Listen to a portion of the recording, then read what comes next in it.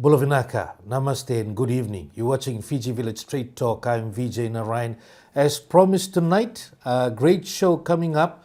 You definitely have been asking me a lot of questions out and about in relation to homecoming. Whether it will happen again next year, will it be an annual fixture? The beginnings, the actual story of how it all started with George Fiji Veikoso. One of the people that we managed to get today is Festival Director and Homecoming Organizer, Mo Coffey. Mo, thank you very much for coming on the show tonight. Now, first of all, sadly, George has passed on. The legacy lives on with Homecoming. You still managed to pull off Homecoming, and it's a special moment for many Fijians and Pacific Islanders to see that the show went on, and in his memory as well, a lot was shared around globally, not only in Fiji. Let's get back to the first homecoming though. A major event like that, and we know we in the entertainment business, is very hard to pull off. What did you and George want this event to stand for?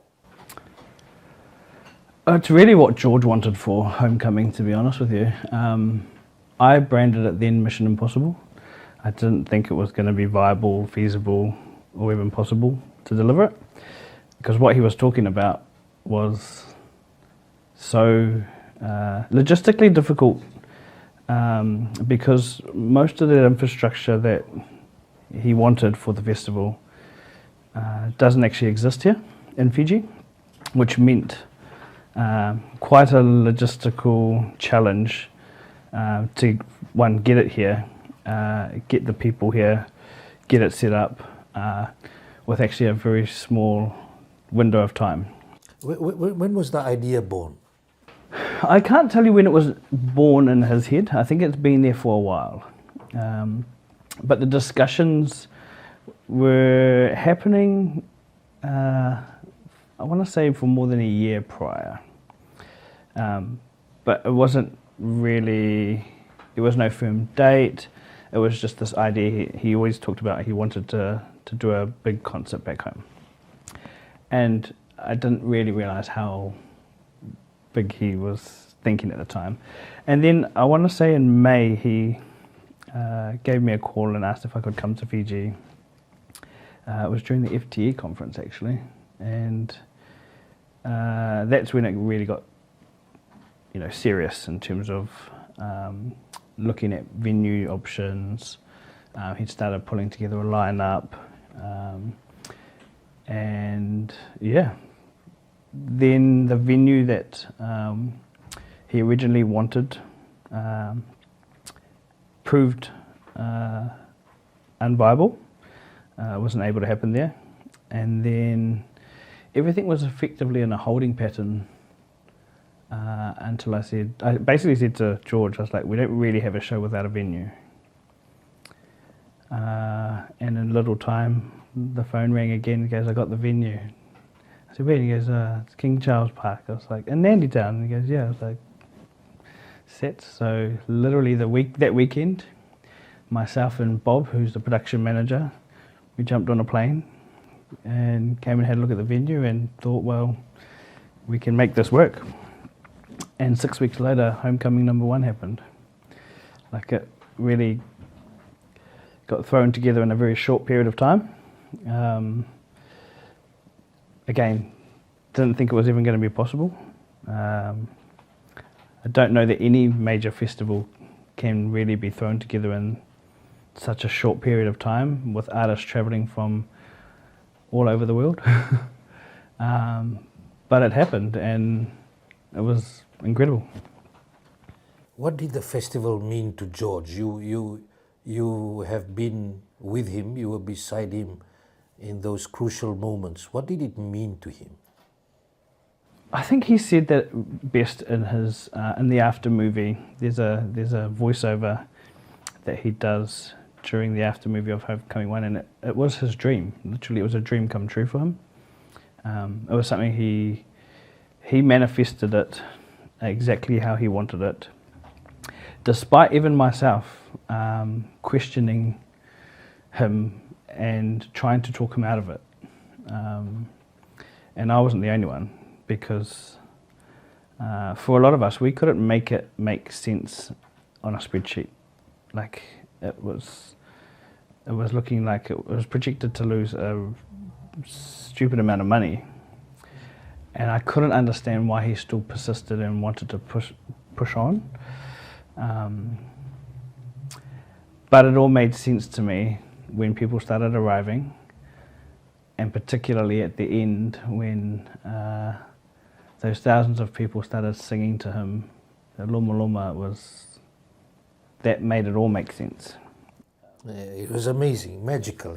How did you feel when that Loma Loma? I'm getting goosebumps now. Like, even when I think about it, I get goosebumps, and I get emotional now, even when I hear or watch those videos,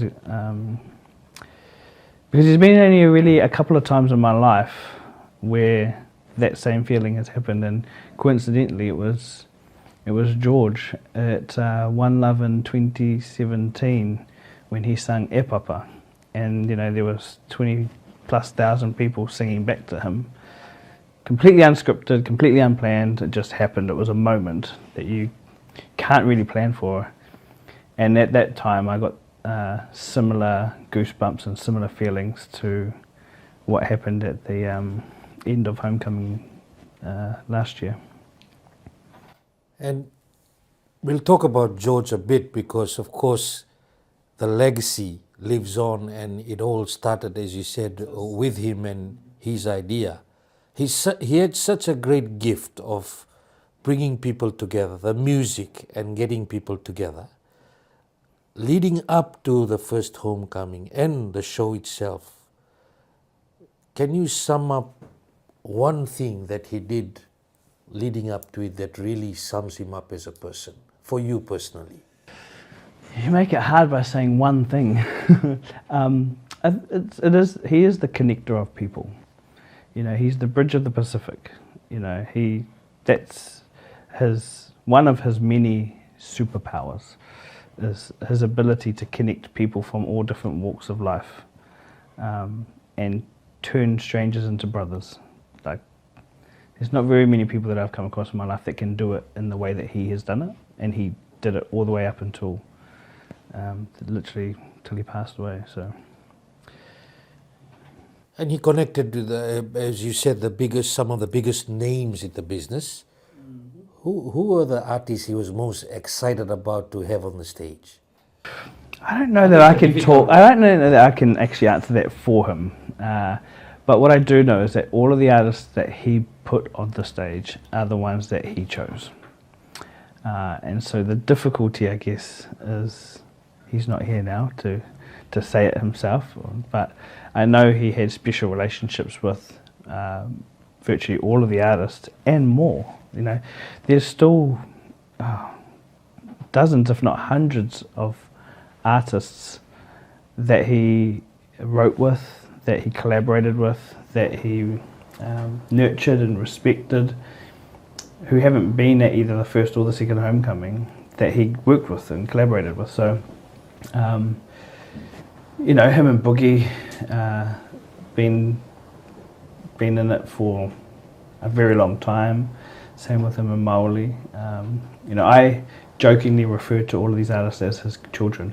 They're like his kids, because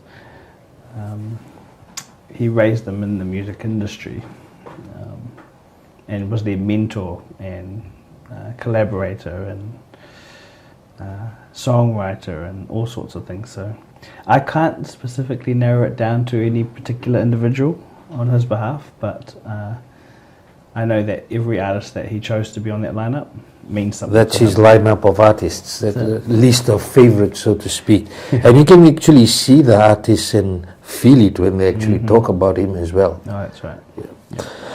Now, since his passing, what's been the hardest part of keeping the festival going ahead? The whole thing, if I'm honest. I was very blessed to have time with him leading up to his passing.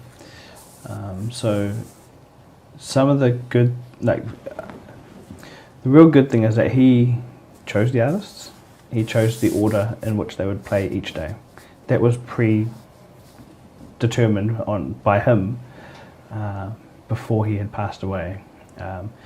So I guess the way that I would describe it is that when he passed, he left all of the pieces of this jigsaw puzzle on the table, and it was very difficult to put together, but we managed to put it together. So we weren't left hanging. It was just a matter of how do we continue on with his vision and his dream without him. And like I said, all the pieces of the puzzle were there. Timing was very inconvenient, I guess you could say in one way. But also on the other hand, it made it more special for us to deliver his vision in honour of him and to keep his dream alive. It wasn't easy. It was really, really difficult, but I'm really grateful for our team and everybody and all the artists that supported me and our team and encouraged us to carry on, because it was, it was touch and go in terms of whether it was going to be able to go ahead or not. If I'm really honest, my natural instinct was to lean into cancelling the event and refunding everybody, but the team and the artists were like, no, everybody wants to keep it alive. And then I started seeing all the comments on social media about people wanting it to continue in his honour, and I thought, well, that's probably what we have to do. And so it went ahead. It wasn't easy because I always had him to lean on or to talk to or to ask for advice on, and that wasn't possible anymore. But I'm pretty sure he would be proud of what we delivered for him in the end. And the team in the background, we know that when the news came out in relation to his passing, it was a very emotional day, and for all of us it was, because a son of Fiji who's done so much for our country was no more. You were working with him in the background. Must have been very difficult to, first of all, farewell him, and secondly, still keep the spirit going. Yeah, man, that was. I didn't know that I've had enough time to fully decompress it all, to be honest with you. It was really challenging because outside of working together, he was my brother. We were friends first, and we were brought together through music. So I guess dealing with the emotions of losing somebody you're so close to, as well as then you've got this other thing in the back of your mind around the festival that was only a matter of weeks away. It does, your brain starts to work a little bit overtime, your heart's bleeding. It is really difficult to try and get clarity in those moments of emotion. But again, we have a wider family in the music industry. His sis, who's his manager, Sister Burns, I had her to lean on as well. And just through, I guess you could say, through those friendships and through those relationships, we kind of did it together. So it was, the right decision always gets made when it's a collective decision. And so, it was challenging. It was challenging a lot around, because it was that time so close to the festival. That's usually when we were right in the thick of some of the conversations, the discussions, the bookings, the arrangements. And then essentially the moment he passed, everything was put on hold. Everything kind of just got put to the side. And the focus just becomes about him, and you know, all the questions. Nobody's asking when their flight is to come to Fiji for the concert. Everyone's asking when's his funeral. I want to be there. So, me personally, I shifted more into supporting his family, our industry friends and colleagues, and just looking out for Fiji. Sorry, I call him Fiji, or brother. And that was the only focus of my mind at that point in time, just with the question, is it possible that the homecoming can still go ahead? So, yeah, it was one of the biggest challenges that I've had to face in potentially my whole life. I'm not sure, but yeah, it was not easy. Yeah. It was like losing a close family member. It was that, it was that difficult. You're watching Fiji Village Straight Talk. I'm Vijay Narayan. We'll be back after this break. About 20 years ago, we had a major drug bust, and you would remember, you would have been part of the operations at Laudala Beach. A lot of people in Fiji did not know what was methamphetamine. And what we are picking up on, people are saying it's readily available. Just the issue in relation to General Secretary, was that a tactical move that he ejected himself from Parliament? Personally, it's unfortunate. How are you dealing with those police officers who may be allegedly involved in this? Vijay, no one is above the law. We assure you that we will be having police officers around. As a result of that bad policy, by the end of this month, we would have lost close to about $70 million in government revenue. Bula Vinaka, I'm Vijay Narayan. This is Fiji Village Straight Talk. Fiji Village Straight Talk with Vijay Narayan. Watch it live on the Fiji Village Facebook page and YouTube channel.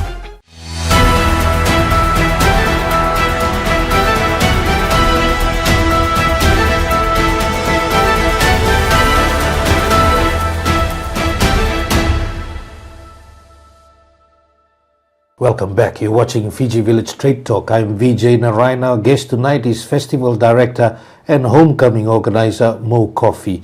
And Mo, just in relation to the show becoming a major success. You've had two back-to-back, one last year, one this year, despite the troubled circumstances. And people are already calling it one of the biggest attractions for Fiji. In your view, you've done many festivals. What makes it stand out from other music festivals? Oh my gosh, that's easy. That's the people of Fiji. Fijian people. Like no other crowd or audience that I've delivered festivals for. It was, they're very gracious, very grateful for the festival and the event happening, very polite. I honestly think that it's the people that make a festival, and in this instance, it's the people that come to the festival that make this festival. Yeah. Well, there's a lot of locals who come from around Fiji, but I know, as I shared with you, our former school, Suva Grammar School, had the reunion, 65th anniversary, and it was falling on the 13th of September. And we had in our groups the people from all different parts of the world planning to come before the date of the homecoming to be there and make it a good stay over in Fiji with a concert and then the reunion celebrations. Sounds like a great couple of weeks. Yeah, so it's great for tourism. Yeah. And it'll be interesting. We'll be talking about how Tourism Fiji can work with you. I know some work has started on that. But on a larger scale. We know that a lot is being done through the DRUA, which is part of the Super Rugby Pacific competition, through the rugby competition, where they also, all the people coming to Fiji said the atmosphere cannot be beaten, the Fiji crowd is the best, and now we are the same you're saying about concerts as well. Organizing something on this scale in Fiji can't be easy. You've talked about logistical challenges. What are the biggest hurdles you've had to deal with last year and this year? Getting people and equipment here. some of the issues this year, some of the significant challenges is customs clearance for bands travelling with a lot of equipment. It's more difficult here in Fiji than in most other places that we tour around the world. And the expense of that process as well.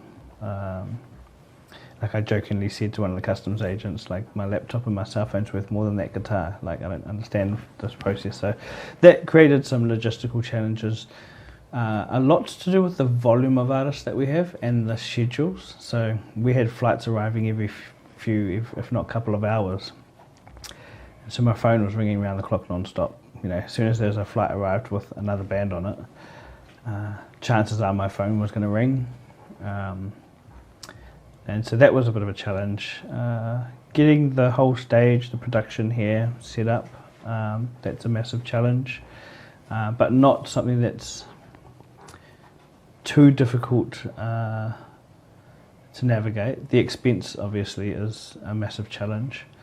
And then of course there's, you know, the expenses of accommodating so many people, and you know, because we had about 380 something people flying in for this festival, so they need to be accommodated, and some of them for up to 2-3 weeks. You know, like the gang that's building the stage, you know, it's a whole week before the festival when they start building that, and it, you know, effectively a week afterwards as well. And the accommodation is not that cheap here, so those are probably the biggest challenges. Beyond the music and entertainment, we know that this festival has a way of showing who we are as Fiji. You spoke about the big difference we have, the gem that we have in this festival. How can we show the rest of the world and it becoming this image of the country as a whole? I think that's already started. I really do. I think, you know, after Homecoming #1, all the festivals that I went to or worked at or attended, you know, in the months following, were talking about Homecoming. So the ripple effect that it had on the global music industry had already started after the first Homecoming. And everybody else was curious, how did you guys do that, you know? And, you know, it all came down to George's willpower and his vision to make it happen, ultimately. But, you know, we would go to festivals over in Australia, and instead of talking about the festival that's right in front of us, they're talking about the festival that happened a few weeks prior over in Fiji. So, in many ways, it's already been showcased to the world. I mean, the After movie had over 1 million hits, I think, in less than 90 days, which is a global audience seeing the standard and the calibre that's come to Fiji. And when it came to Homecoming 2, we saw that reflected in international ticket sales. You know, people had a bit more time to plan for their holiday, and they did. And they came by the thousands. And in many ways, it was only limited by the number of beds available in the West. I know of people that were staying, you know, 1.5 to 2 hours south and 2 hours north, because that's all the only places that they could get an Airbnb or an accommodation. So they drove, you know, an hour or two each day to come to the festival. So yeah, the potential, I think, for Fiji as a whole is enormous, and is only really limited by the willpower of the country and the infrastructure. Yeah, I know, like, people travel, as I said, from different parts of the world. My son, who's a chef on one of the islands, only managed to get Saturday. He came on a boat to Nandi, attended the concert, watched Maoli because he wanted to watch Maoli, and Sunday morning when I call him, he's on the boat back to the island to work again. Yeah. So yeah, it's magical, and it's when you hear these stories, it really paints the picture of your event I with heard George stories of has people arrived. sleeping on the beach Mm. because there was nowhere for them to stay, so they just stayed up all night and slept on the beach. Looking down the road, 5 years from now, what's the plan for Homecoming Festival? What do you see? I know you have contracts, you can't reveal everything, but Yeah. how do you envision this, something that started, the spirit, the legacy that lives on? I guess the way that I would describe it right now is it's in a phase where we're throwing this to Fiji as a whole and saying if you want this to continue, it needs to be supported because it's strongly supported by the community of people buying tickets and wanting to come.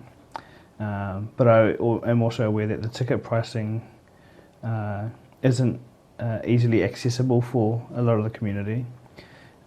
And despite the successes of Homecoming, it's lost money for 2 years in a row.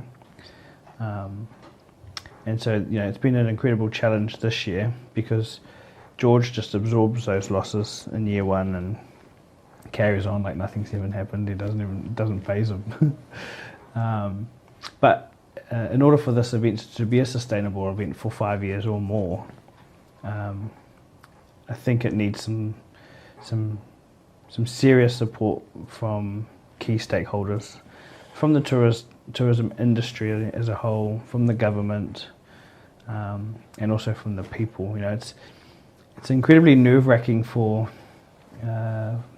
people like me who look at our ticket sales and everyone's so relaxed about it, and I'm just like, should I be worried? And they're like, no, everyone's on Fiji time. It's just it'll happen. And I remember saying to George, I was like, brother, you should just cancel it now. Just cancel it now. And It's the first one. The first one. And he said, don't worry, they will come. And I was like, well, the tickets aren't saying that they're coming. It was so scary to me because in other parts of the world where I normally operate, you get a really good sense and a really good indication at the start of where you're going to get to. You can see some really good trajectory. This one was, it started off good and then it was just boom, and it stayed flat for a very long time. And it was all the international ones that buy first, you see. And so I was really, really worried. But he proved me wrong and he was right. They did come. And, even our local stakeholders and our local team here, they would say, hey, it's normal. Everyone was so relaxed about it. It did started to make me feel more relaxed about it, but I was concerned at the start. You're watching Fiji Village Straight Talk. I'm Vijay Narayan. We'll be back after this break. About 20 years ago, we had a major drug bust, and you would remember, you would have been part of the operations at Laudala Beach. A lot of people in Fiji did not know what was methamphetamine. And what we are picking up on, people are saying it's readily available. Just the issue in relation to General Secretary, was that a tactical move that he ejected himself from Parliament? Personally, it's unfortunate. How are you dealing with those police officers who may be allegedly involved in this? Vijay, no one is above the law. We assure you that we will be having police officers around. As a result of that bad policy, by the end of this month, we would have lost close to about $70 million in government revenue. Bula Vinaka, I'm Vijay Narayan. This is Fiji Village Straight Talk. Fiji Village Straight Talk with Vijay Narayan. Watch it live on the Fiji Village Facebook page and YouTube channel.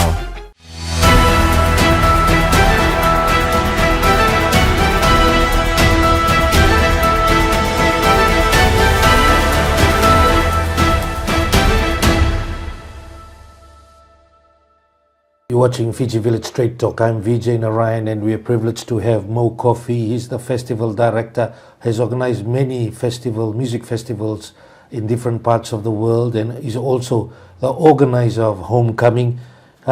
Very exciting news, Mo. Big news with UB40 featuring Ali Campbell along with Catch a Fire gracing our shows on January 30th, 2026. Yes, sir. Very excited about that. A major global band, reggae band, the biggest, I think the the reggae band that's traveled the most around the world. Yeah, it wouldn't To surprise secure me. that, how did you manage to do that? Well, I think it was already in the works. They were already intending to come across the Pacific.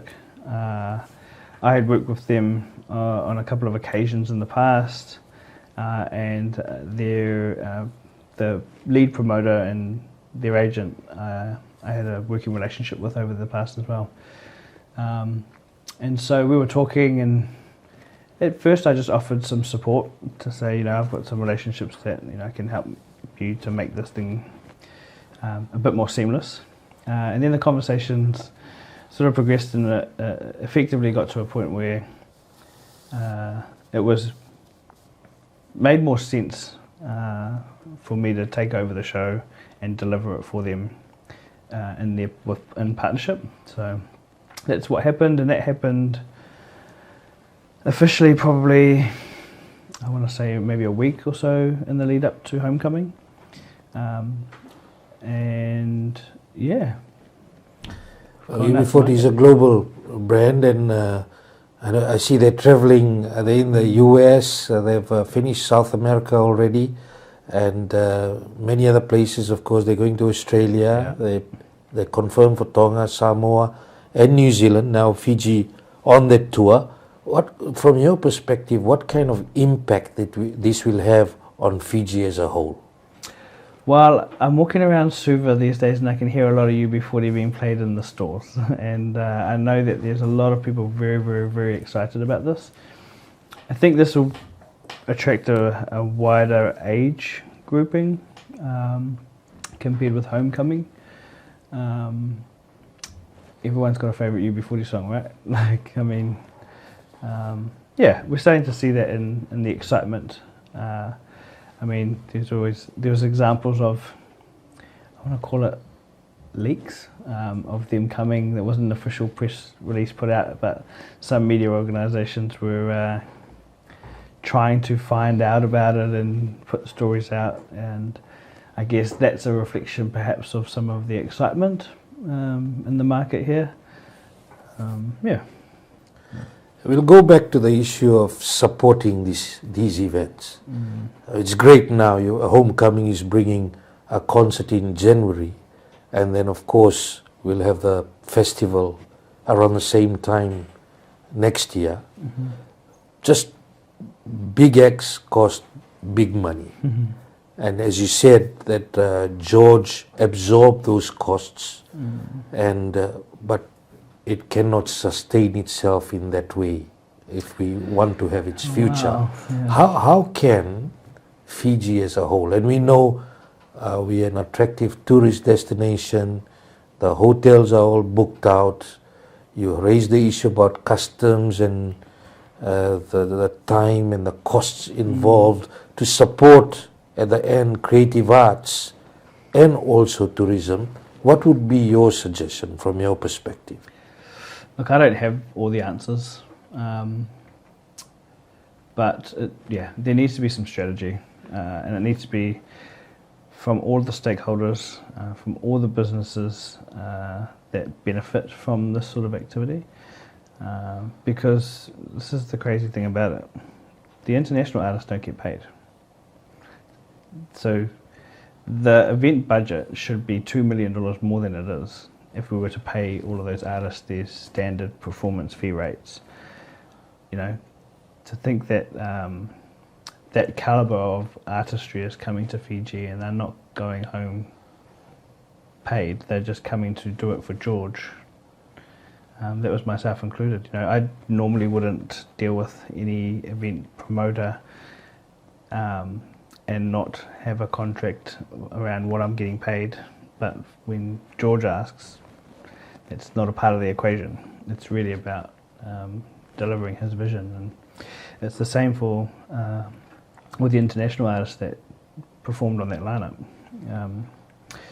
So that question of sustainability long term is a real question, because over time, the expectation I believe will be that it's treated like a standard festival booking. I'd like to think that there would always be what I call the Fiji factor taken into consideration, but I think it would shock most people when they find out that those artists aren't getting paid their performance fees. I mean, it's expensive enough hosting them here for a week in rooms that cost over $1,000 a night. Just, you know, the hosting cost and the cost to fly them here and feed them. It's quite amazing that the artists are coming and performing for 2 years without charging anything more. That's the Fiji factor.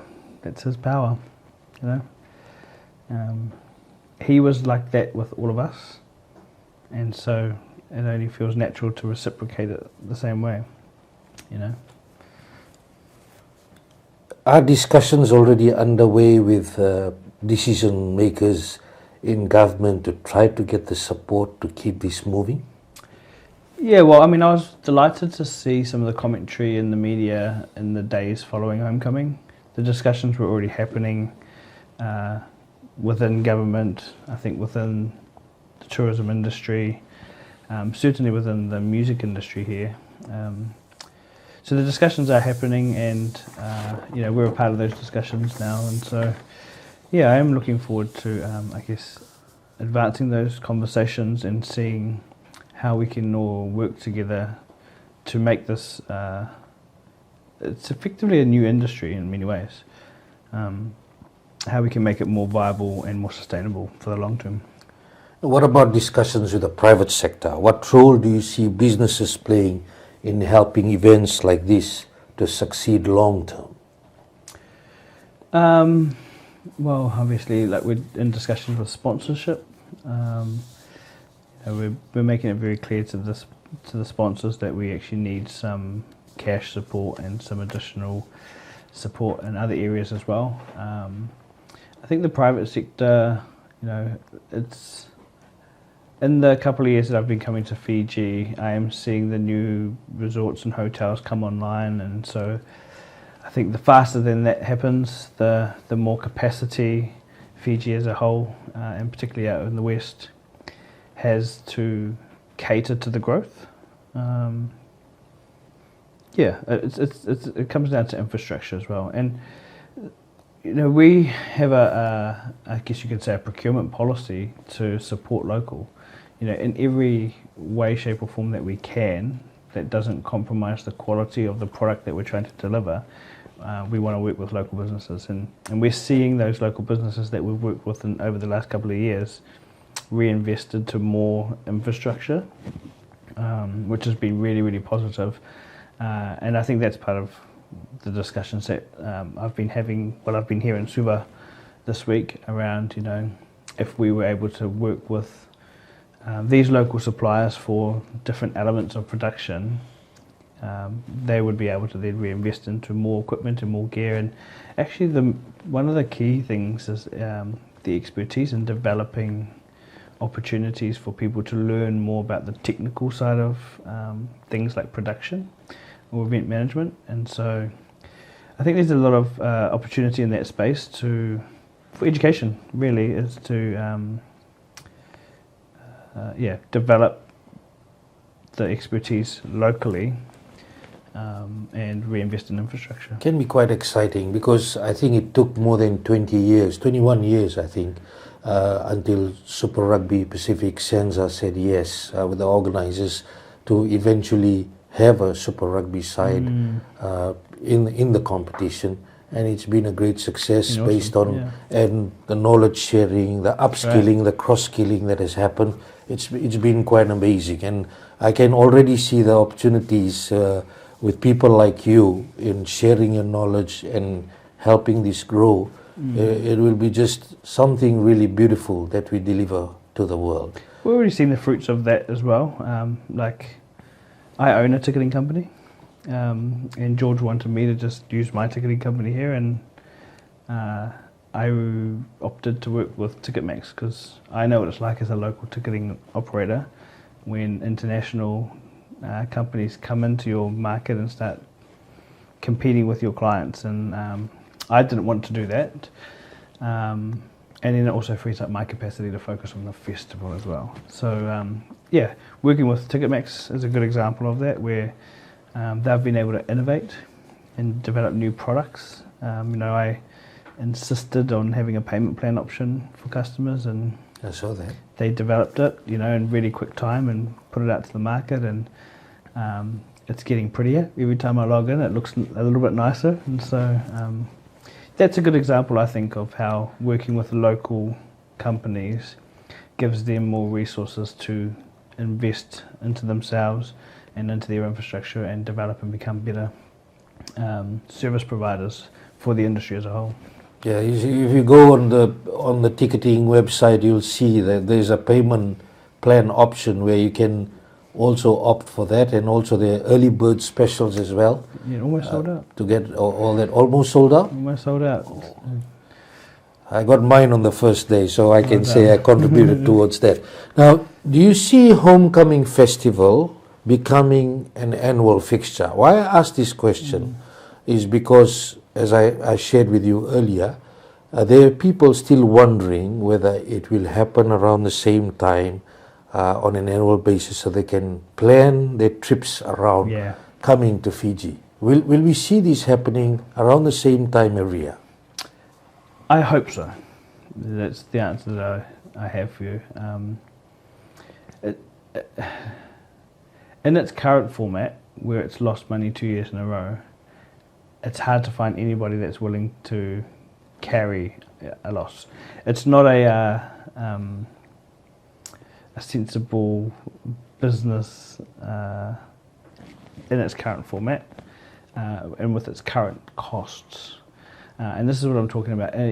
For it to be sustainable, if we can cut out a lot of the costs and, for example, use local production companies, then that would make it more sustainable. If we can find a way to compensate the artists who are going to perform fairly for their services, then it would be a long-term sustainable event. So yeah, those are the discussions that we're having at the moment, to try and find a way to make this more sustainable for long term. Yeah, look, if I won the lotto, I'd just say, yeah, whatever. It'd be my charity thing that I'd do. But I mean, right now, the reality is it needs to make sense and stand on its own 2 feet financially. By when will you have sort of a decision on the continuity of the festival? Well, it looks like it's going ahead in 2026, and I kind of found out about that at the same time as the crowd, because everybody had been asking in the lead up to Homecoming, is it going to happen next year? And my answer at the time was, let's just get through this one and figure that out afterwards. It was always the answer, and that was the genuine answer.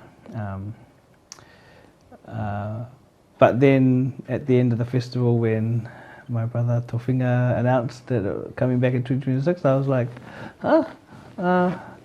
yeah. And then the crowd went wild, and then the media ran with the story, and I was like, well, there's momentum. There's a desire for it to continue on. And so that is a sign of encouragement to me, that, okay, well, let's see if that desire from that chair and all this momentum is going to result in actually helping it to come to fruition for 2026. And part of that is actually reanalyzing the structure of the event itself.